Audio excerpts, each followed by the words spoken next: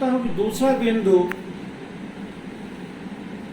अधिक विचारणीय रहा होगा तब, जबकि इस संगोष्ठी के संयोजकों ने, विभाग के विद्वानों ने इस पर विचार किया होगा, क्योंकि निश्चय ही कर्म, जिसे वर्क इज वर्शिप कहा जाता है, कार्य ही पूजा कहा जाता है, न केवल भारतीय बल्कि विश्व परंपरा की थाती रही है। ये बात अलग है कि भारतीय परंपरा पर उस पर गहन चिंतन हुआ, चाहे वैदिक पौराणिक परंपरा हो या श्रवण परंपरा, जैन एवं बौद्ध परंपरा, और उसमें अपेक्षाकृत कम उद्भाषित आजीविक परंपरा। तो ऐसी स्थिति में हम ये देखने का प्रयास करें कि श्रवण परंपरा की यह चिंतन धारा जिस कर्मवाद को लेकर प्रकट होती है और बाद में उसकी अनंत व्याख्याएं होती हैं उन्हीं संप्रदायों, उनके उप संप्रदायों के माध्यम से, किस परिस्थिति में उत्पन्न होती है। और चूंकि जैन परंपरा में कर्मवाद या जैन दर्शन में कर्मवाद पर बहुत अधिक बातें हो चुकी हैं और बहुत व्यवस्थित बातें हुई, यद्यप हुई तो संक्षेप में बौद्ध कर्मवाद पर भी, लेकिन मैं बौद्ध कर्मवाद को लेकर के ही यहाँ पर बात करूँगा और ये किस परिस्थिति में उस बौद्ध कर्मवाद का उदय हुआ और फिर उसके बारे में बुद्ध के क्या वचन हैं, किन उदाहरणों के माध्यम से उन्होंने समझाने की चेष्टा की, और समय के साथ कब कब वैसी ही आवश्यकता पड़ी तो अन्य बौद्ध व्याख्याताओं ने उन्हें अपनाया, और आज के परिदृश्य में अगर उसे उसी रूप में हम अपना लें तो कैसे वैश्विक सुख शांति स्थापित हो सकती है, इसकी चर्चा करने का प्रयास करूंगा।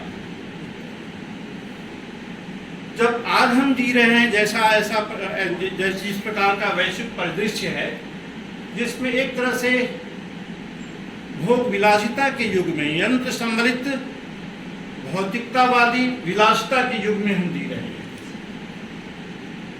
अब प्रश्न उठता है कि क्या ऐसा ही समय 6वीं शताब्दी ईसा पूर्व में भी था?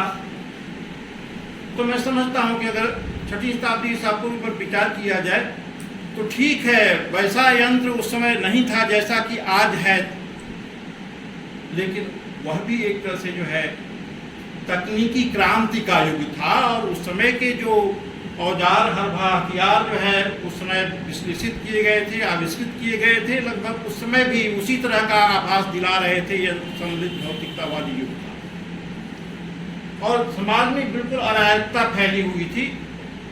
राजतंत्र गणतंत्र को जो है लील जाने का प्रयास कर रहे थे, और उसी स्थिति में जो है राजनीतिक विशृंखलता के कारण सामाजिक अराजकता थी, और धार्मिक परिदृश्य में भी जो है अनेक उहापोह की स्थितियां मची हुई थी। ऐसी स्थिति की देन है मध्यमा जनपद में बौद्ध एवं जैन परंपरा को उदय, और उसको इस रूप में हम देख सकते हैं कि गया शीर्ष पर्वत के, बोध गया में गया शीर्ष पर्वत के ब्रह्मयोनि पर्वत एक श्रृंखला है, उसमें बुद्ध 1000 जटिलों को उपदेश दे रहे होते हैं, और उस उपदेश में उनका मंतव्य है कि भिक्षुओं, सब कुछ जल रहा है, राग से उत्पन्न संवेदनाएं जल रही हैं, यही स्थिति द्वेष के बारे में है, और जो कुछ भी दिखाई दे रहा है सब तरफ अराजकता और अत्याचार फैला हुआ है। अतः ऐसी स्थिति में कदाचित इसी प्रकार की अनुभूति उस समय बुद्ध कर रहे हैं, और उसी परिदृश्य में उनका पूरा चिंतन, जिसे हम चतुरार्य सत्य के रूप में देखते हैं, उदित हुआ था।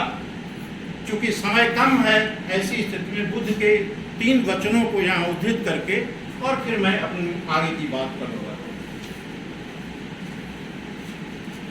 एक जगह बुद्ध कह रहे होते हैं कि इस दुख की उत्पत्ति का कारण कर्म है।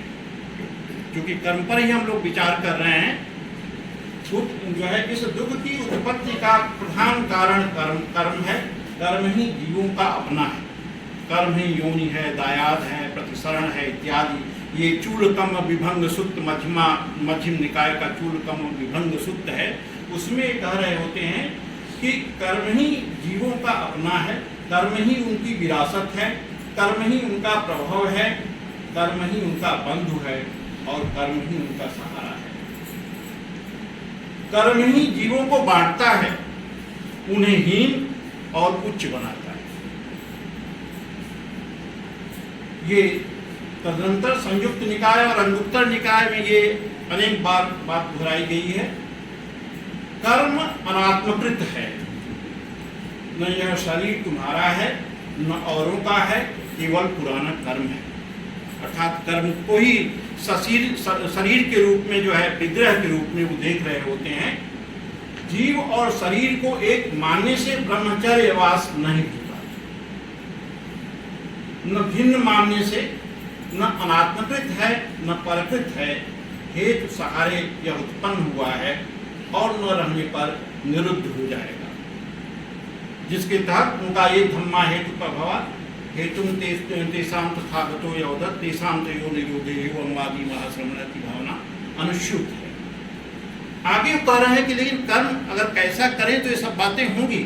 और इस जो है दूसरे जो है उपदेश में जो मैं कह रहा हूँ, इसमें उनका जो है क्योंकि आत्मा को उन्होंने अव्याकृत मान लिया है, अतः ऐसी स्थिति में उनको ये कहने की आवश्यकता महसूस हो रही है कि कर्म अनात्मकृत है न आत्मकृत है, ये दोनों स्थितियां नहीं कही जा सकती।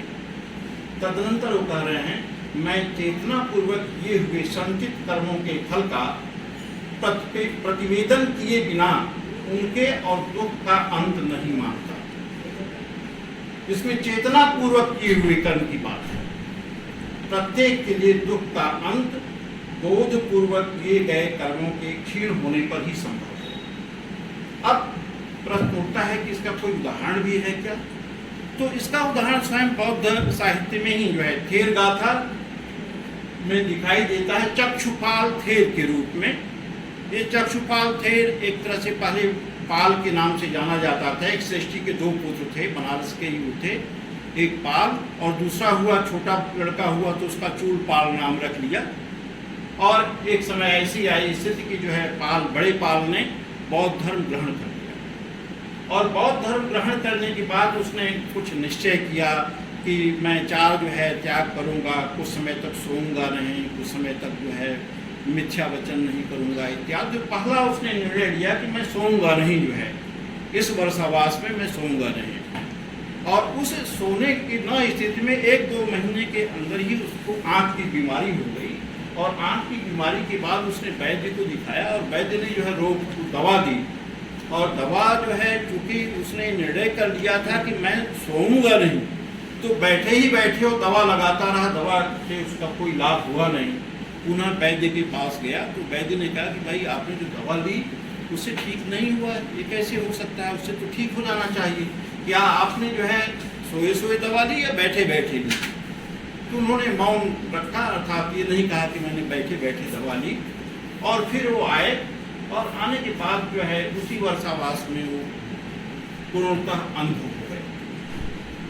अंध होने के बाद अब वर्षावास बीता तो उनके जो है साथी भिक्षुओं ने ये सोचा कि कैसे किया जाए, क्योंकि 60 उनके जो है और मित्र भिक्षु भी हो गए थे।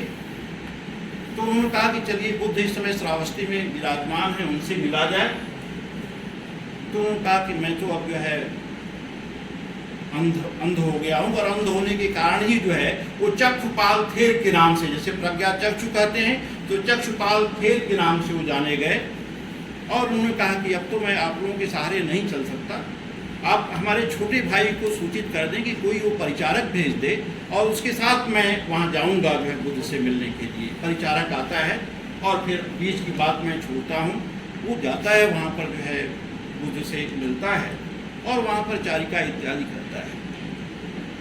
तो जो है और सब चीज़ें तो उसके लिए संभव नहीं थी, लेकिन बुद्ध की तरह वो संक्रमण किया करता था। तो प्रातः जो है भ्रमण करता था। तो प्रातः भ्रमण के समय जो है क्योंकि वो अंध था तो उसके पैरों के जो है नीचे जो है दब करके अनेक जीव जंतु मर जाते थे। अन्य भिक्षु देखते थे तो बुद्ध से उन्होंने शिकायत की कि भगवान जो है वो चक्षुपाल थेर जो है थेर वो टहलते हैं तो उनसे अनेक जीव जंतु मरे हुए मिलते हैं। तो उन्होंने कहा कि तो क्या वो भी जानते हैं? तो उन्होंने कहा नहीं, वो कैसे जान सकते हैं, वो तो अंधे हैं, तो उनको क्या पता कि हमारे जो है पैर के तले कितने लोग हैं। तो ये जो चेतनापूर्वक कर्म किए हुए की बात है, वहाँ पर जो है दिखाने के लिए मैं आपके सामने इसे रख रहा हूँ कि उन्होंने कहा कि चूँकि चक्षुपाल ये जानते ही नहीं कि हमारे से जो है कीड़े मरे हुए हैं या हमारे पैरों तले जो है कीड़े दब के मर जाते हैं, तो ऐसी स्थिति में इसका दोष उन्हें नहीं पड़ेगा, क्योंकि जो कुछ भी वो कर रहे हैं अपनी अज्ञानता में कर रहे हैं, उनको इस बात की सूचना नहीं है। तो बोधिपूर्वक किए हुए कर्म से ही जो है जो कसाय होता है या तमाम प्रकार का वो कर्म बाधा होती है, बोधिपूर्वक किए हुए कर्म से ही होती है। इसीलिए बुद्ध त्रिकोटि परिशुद्ध मांस के भक्षण का भी जो है बौद्ध भिक्षुओं को अनुमति प्रदान करते हैं। तो एक जो दूसरी बात, अब बौद्ध भिक्षुओं ने बुद्ध से पूछा कि आखिर ये इनकी गति कैसे हुई। तो उन्होंने कहा कि ये पूर्व जन्म में, जिसकी बात पूर्व जन्म की बात, प्रारब्ध की बात चल रही थी, पूर्व जन्म में एक बहुत बड़े वैद्य थे और एक जो है महिला इनके सामने दवा के लिए आई और उन्होंने दवा दिया और जो है उसमें शर्त हुई ये कि आखिर तुम जो है ठीक हो जाओगी तो क्या करोगी, पैसा देने की स्थिति में थी नहीं। तो ये जो है शर्त बंधी कि फिर मैं आपके घर दासी के रूप में काम करूँ। और वो जो है उन्होंने दवा वो देते रहे, कुछ दिन में वो ठीक हो गई महिला, और ठीक होने के बाद उसके मन में आया कि मैं इसके घर दासी का काम क्यों करूँगी। तो फिर वो जो है वो बार बार वो कहते थे, तो दवा के लिए जो उनके पास जाती थी कि अभी तो मैं ठीक ही नहीं हुई, अभी तो ठीक ही नहीं हुई। इस बहाने को जो है वो समझ गए और उनको क्रोध आया, क्रोध में उन्होंने ऐसी दवा दे दी कि पुनः अंधी। तो उन्होंने कहा कि एक जो है अचेतन रूप में किया हुआ कर्म, जीवों का मारना उनका, वो तो उन्हें बाधित नहीं किया और न कर सकता है, लेकिन तब जबकि क्रोधाविष्ट होकर के उन्होंने पुनः उस महिला को जो है अंधी बना दिया था, उसी कर्म का परिणाम है कि इस जो है जन्म में ये इस अंधे हुए हैं, अन्यथा ये अंधत्व को प्राप्त नहीं होते। तो हम कर्म किस रूप में करते हैं, उसके पीछे हमारा क्या भाव बोध होता है, उसको लेकर के हमें कर्म बाधित करता है या निर्बाधित करता है। अब बात ये आती है, इस प्रकार का कर्म जिस तरह के बुद्ध उपदेश दे रहे होते हैं या महावीर स्वामी ने उपदेश दिया, तो इन प्रकार इनके इस उपदेशों की कैसे जो है पालन होता रहा जब इसी प्रकार का परिवेश उपस्थित होता है। तो बुद्ध का समय जो था, उन्होंने कहा कि राजनीतिक जो है सामाजिक अराजकता और विशृंखलता का युग था, और ठीक वैसा ही समय हमारे सामने लगभग 3rd सेंचुरी BC के आसपास आता है, और उसी समय जो है अशोक सम्राट बनते हैं। उनका समय भी हमें देखने में बहुत अच्छा लगता है, लेकिन इतिहास की दृष्टि से जब हम विचार करते हैं तो उनका समय भी एक तरह से अराजकता और एनार्की का युग था, कलिंग युद्ध और इन सब से हम देख सकते हैं। और ऐसी परिस्थिति में पुनः उन्होंने भी जो है बुद्ध के उन उपदेशों को जो है मान करके उन्हीं के उसी कर्मवाद के सिद्धांत का प्रचार प्रसार करके अपने समय में समरसता और सद्भाव स्थापित करने का प्रयास किया। और यही परिस्थिति पुनः जो है 2वीं शताब्दी ईस्वी में भारत में आई, क्योंकि उसी समय जो है शकों और जो है यौनों और जो है पहलों का आक्रमण हो रहा था, समाज में अराजकता और अनार्की फैली हुई थी। उस समय जो है एक नागार्जुन, जो कि शून्यवाद के प्रवर्तक है और महायान का जो है उन्हें क्या कहते हैं संस्थापक माना जाता है, उन्होंने भी जो है महावीर जो है बुद्ध के इन्हीं उपदेशों को अपनाया और उन्हीं उपदेशों के माध्यम से, कर्मवाद के उपदेशों को उनके माध्यम से उन्होंने परैकांत हितम सत्यम का उन्होंने उपदेश दिया कि दूसरे का हित करना ही जो है सबसे बड़ा जो है कर्म है। और यही बुद्ध जो है कह रहे होते हैं, सब पापस कर्णम कुशलस्य उपसंपदा सचित्त परियोदपनम एतस्य बुद्धानुशासनम। और तदनंतर यही स्थिति आई फिर 6th 7th सेंचुरी AD में, और उस समय शांति देव अपने माध्यम से कह रहे होते हैं कि ये पूरा का पूरा संसार का जो बोधिसत्व की अवधारणा चल रही है, और बोधिसत्व की अवधारणा में जहाँ बुद्ध एक समय बाद परिनिर्वाण प्राप्त कर जाते हैं, लेकिन बोधिसत्व की अवधारणा में बोधिसत्व संकल्प लेता है कि जब तक संसार में एक जीव भी निर्वाण प्राप्त को बाकी रहेगा तब तक मैं निर्वाण प्राप्त नहीं करूँगा। ऐसी स्थिति में शांतदेव 8वीं शताब्दी में जो है ये जो है उद्घोष करते हैं कि किसी एक व्यक्ति के बस की बात नहीं है कि वो पूरे की पूरे विश्व का या पूरे के पूरे समाज के किसी दुख दर्द को दूर कर सके, जिसे जो है अपदीपो भाव की बात आती है और अपदीपो की बात बुद्ध करते हैं। बाद में जो है बोधिसत्व के माध्यम से उसका और अधिक विस्तार होता है, लेकिन तदनंतर शांति देव कहते हैं कि नहीं, अपदीपो की भाव की अवधारणा तो रहनी चाहिए, क्योंकि किसी एक बोधिसत्व या किसी एक देवता के बस की बात नहीं है कि पूरे के पूरे विश्व के रोग को दूर कर सके, उन्हें जो है दुख से विमुक्ति दिला सके, फिर हो और न तो ये कि पूरा का पूरा आस्तरण बना लिया जाए। अतः ऐसी स्थिति में प्रत्येक जीव, प्रत्येक व्यक्ति अगर स्वयं जो है आस्तरण पहन लेगा तो कांटे से बच सकता है।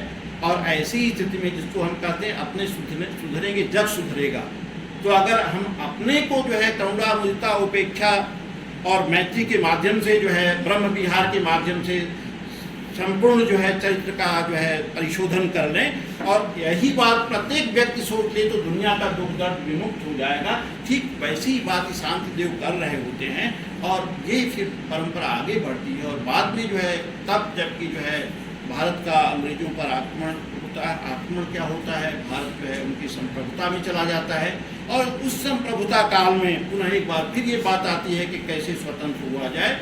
और उस समय राष्ट्रीय आंदोलन चल रहा होता है। महात्मा गांधी बुद्ध की परंपरा का अनुसरण करते हुए ही जो है उस दुख दर्द को दूर करने का प्रयास करते हैं। और यद्यप जो है उनको बुद्ध कहा भी जाता है, बोधिसत्व कहा भी गया।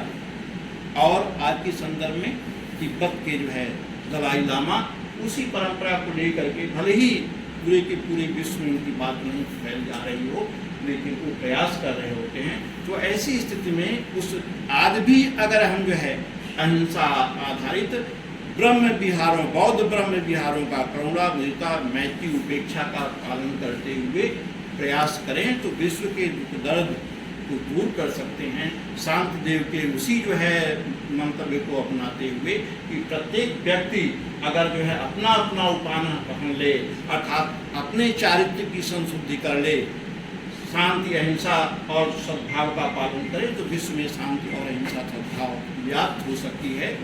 और यही प्रयास होना चाहिए, इसी के माध्यम से हम वैश्विक शांति स्थापित कर सकते हैं।